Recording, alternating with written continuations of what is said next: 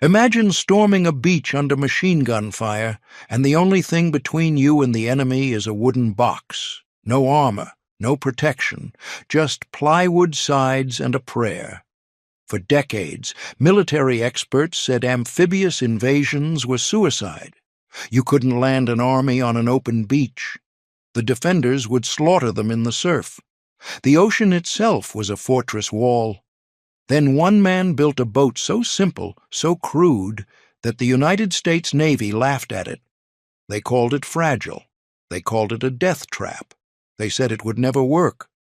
That boat carried more Allied troops to combat than any other type of landing craft in the war.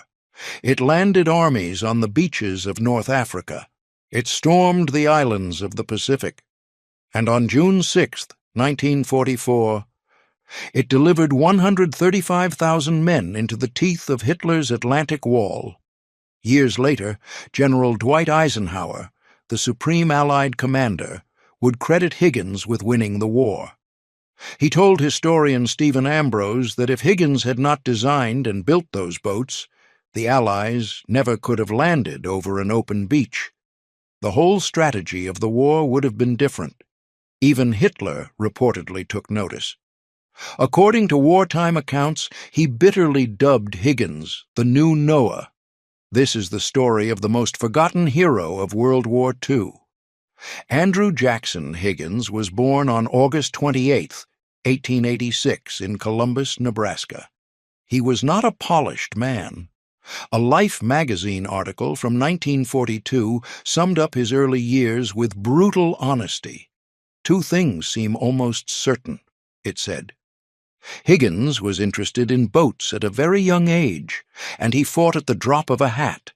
He was Irish, he was stubborn, and he had a mouth that could strip paint off a battleship. Higgins drifted south, entering the lumber business in Mobile, Alabama. By 1922, he had formed his own company in New Orleans, importing hardwood from the Philippines, Central America, and Africa. He built a fleet of sailing ships to haul his timber. To service that fleet, he opened a boatyard. Then came the problem that would change history. The Louisiana bayous were a nightmare. Shallow water, submerged logs, tangled vegetation.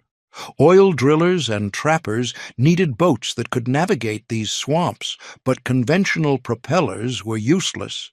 They snagged on debris, they stuck in the mud, they broke. Higgins studied the problem obsessively. He took a correspondence course in naval architecture, and in 1926 he designed something new. He called it the Eureka. The Eureka was a flat-bottomed shallow draft boat with one critical innovation. The propeller was recessed into a protective tunnel in the hull. This meant the boat could skim through 18 inches of water, crunching over logs and debris without fouling its screw. But Higgins added something else. He designed what he called a spoonbill bow.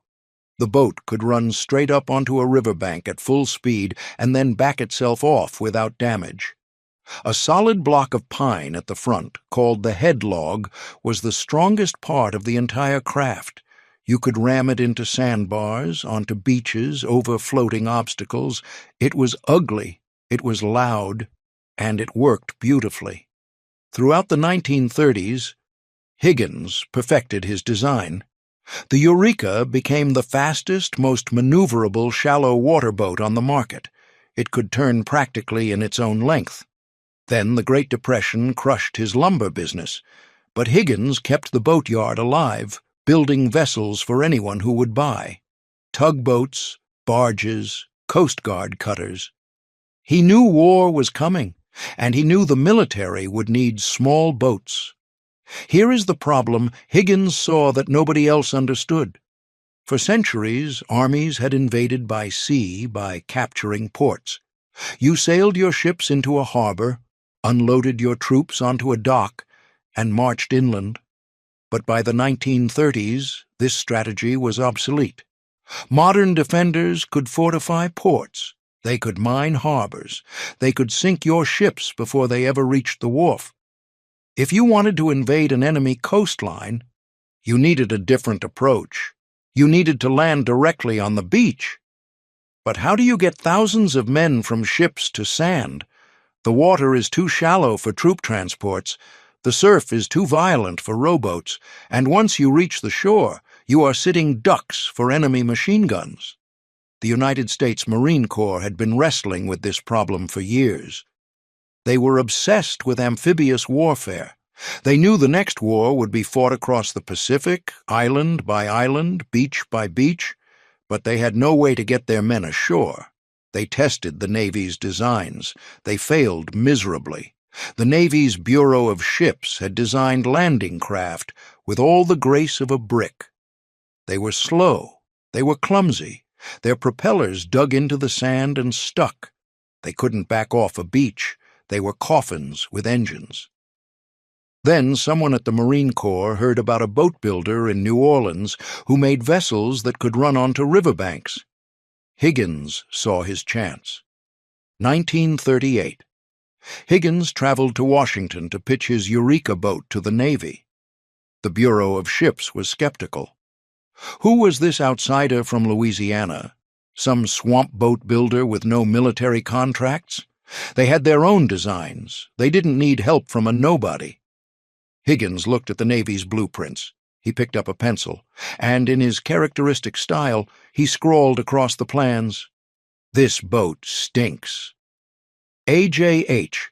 The Navy was not amused, but Higgins demanded a competition. Put his boat against theirs. Let the results speak. The Marines pushed for a fair trial. They had seen enough Navy failures. In February 1939, Higgins got his chance. His Eureka boat went head-to-head with the Navy design. It was no contest. The Eureka surpassed the Navy boat in every test. It was faster. It was more maneuverable. It could beach and retract without getting stuck. But there was one fatal flaw. The men had to climb over the sides. When you're storming a beach, every second counts. Climbing over the gunwales was slow. It was awkward, and worst of all, it exposed the troops to enemy fire at the moment they were most vulnerable. They needed a way to get off the boat fast, facing forward, ready to fight. 1937. Halfway around the world, the Japanese were invading China. Navy and Marine Corps observers in Shanghai noticed something interesting. The Japanese landing craft had a ramp at the front. The bow dropped down, and troops charged straight off onto the beach. A young Marine lieutenant named Victor Krulak was paying close attention. He took photographs. He made sketches. He brought the intelligence back to Washington. When Krulak showed Higgins a picture of the Japanese ramp boat, something clicked. Higgins called his chief engineer. "Build me a mock-up," he said. "I want to see it when I get back." Within 1 month, Higgins had modified his Eureka with a bow ramp. He tested it on Lake Pontchartrain. It worked perfectly. May 1941. The Navy and Marines traveled to New Orleans to inspect Higgins' ramped landing craft. They told him they also needed to discuss plans for a tank lighter, a larger craft capable of landing a tank directly on a beach. Higgins had different ideas. Instead of plans, he told them, "I'll have a working boat." The Navy said it couldn't be done. "The hell it can't," Higgins shouted back. "You just be here in 3 days." 61 hours later, Higgins presented a fully functional tank lighter. He had designed and built it from scratch while the Navy was still filling out paperwork. The Navy had spent 20 years trying to build an effective tank landing craft and failed. Higgins did it in 3 days, September 11, 1940. The final competition, Higgins' boat versus Navy design. This time the results were humiliating for the Bureau of Ships. The Higgins boat completed every task flawlessly. The Navy's design couldn't even reach the beach. It was over. On November 18, 1940, Andrew Higgins won the contract. But the bureaucrats didn't go quietly. The Bureau of Ships loathed Higgins. They had invested years in their own designs. They had careers to protect. They continued to push their inferior boats, even as Higgins' craft outperformed them in every test. They rejected his improvements. They delayed his orders. They nickel and dimed his contracts. American soldiers were dying because the Navy couldn't swallow its pride. Higgins fought back the only way he knew how. He went public. He called the Bureau's tank lighter god-awful. He accused them of prejudice against his company. He said their red tape and Civil War methods were costing American lives. Enter Harry Truman. Senator Truman from Missouri was running a committee to investigate waste and corruption in the war effort. When he heard about the Navy's stubborn resistance to a superior boat design, he launched a full investigation. The Truman Committee's findings were devastating. The Bureau of Ships has, for reasons known only to itself, stubbornly persisted for over 5 years in clinging to an unseaworthy tank lighter design of its own. Higgins Industries did actually design and build a superior lighter. The committee accused the Bureau of flagrant disregard for the facts, if not the safety and success of American troops. The dam broke. The contracts flooded in. What happened next was one of the most remarkable industrial explosions in American history. In 1938, Higgins Industries was a single boatyard with 75 employees. By 1943, he operated 7 manufacturing plants, employing more than 20,000 workers. At the peak of production, his factories were launching 700 boats a month. But Higgins had a labor problem. Every able-bodied young man was being drafted to fight. The factories needed workers, and there weren't enough white men to fill the lines. Andrew Higgins did something remarkable for 1940s New Orleans. He hired everyone: white men, black men, women, the elderly, the disabled, anyone who could do the job, and he paid them all the same wage. This was the first racially integrated workforce in New Orleans history. In a city that still enforced Jim Crow segregation, Higgins put black workers and white workers side by side on the same assembly lines. They earned equal pay for equal work. His workers responded by shattering production records. They won the Army-Navy E Award, the highest honor the military could bestow on a company, not once, but multiple times. By September 1943, Higgins Industries had designed or built an astonishing 92% of the Navy's nearly 14,000 landing craft and small vessels. When it came to getting men from ship to shore, America was running a Higgins Navy. Now let me explain why this wooden box was a masterpiece. The LCVP, Landing Craft Vehicle Personnel, the Higgins boat, 36 feet long, 11 feet wide, built from plywood and steel. It could carry 36 combat-equipped soldiers, or a jeep with 12 troops, or 8,000 pounds of cargo. The key was simplicity. The shallow draft meant the boat could float in just 3 feet of water. The protected propeller could operate over sand and debris without fouling. The flat planning sections aft gave it speed and stability, and the headlog, that solid pine block at the bow, let it crash onto a beach at full throttle without destroying the hull. Then there was the ramp. Made of steel, it dropped in seconds. 36 men could charge off the front of the boat in under a minute. No climbing over sides, no wasted time. The boat could disembark troops, reverse off the beach, and return to the transport ship for another load in 3 to 4 minutes. It was fast, it was cheap, and you could build thousands of them. June 6, 1944, D-Day. In the early morning darkness, more than 135,000 Allied troops prepared to storm the beaches of Normandy, France. It was the largest amphibious invasion in human history. 5 beaches, 5,000 ships, 150,000 men, and thousands of vehicles, and carrying them to shore, an estimated 1,500 or more Higgins boats. The soldiers climbed down cargo nets from their troop transports and dropped into the waiting landing craft. The boats pitched and rolled in the cold gray swells. Diesel fumes and seasickness, the smell of fear. Then the keels scraped sand. The ramps dropped. On Omaha Beach, the most heavily defended sector, the slaughter was horrific. German machine guns swept the shoreline. 81 Higgins boats were destroyed or damaged that day, 55 of them at Omaha alone. But the boats kept coming, wave after wave. They delivered men faster than the Germans could kill them. The beachhead held, the invasion succeeded, and the war turned. The Higgins boat didn't just land troops at Normandy. It put American soldiers ashore at Guadalcanal, North Africa, Sicily, Anzio, Iwo Jima, Okinawa, and dozens of other islands across the Pacific. It crossed the Rhine River into Germany in March 1945.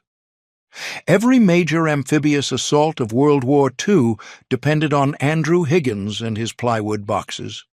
By the end of the war, Higgins Industries had produced over 20,000 boats.